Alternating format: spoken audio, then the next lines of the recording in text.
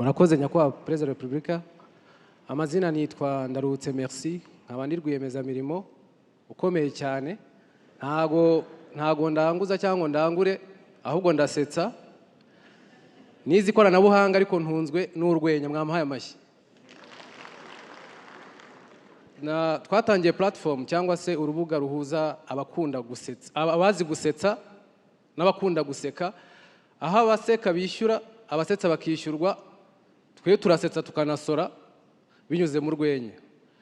Nyakubahwa Perezida wa Repubulika, muri urwo rugendo, iyo ndi gushaka talents cyangwa se abanyempano, njya mu bigo by'amashuri nka creating comedy clubs kugira ngo nibasoza kwiga bazajoining main comedy yitwa Jen's Comedy Show.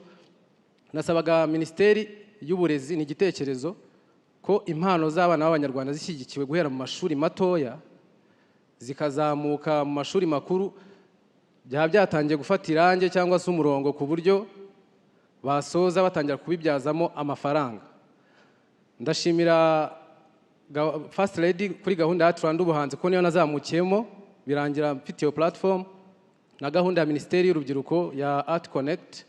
Muri Youth Connect wongeyemo igisate cy'ubuhanzi. Amafaranga ya mbere ni ngewe wayatsindiye, mu mpamashyi kuko rwose birakomeye cyane. Gusetsa abantu ntago biba byoroshye.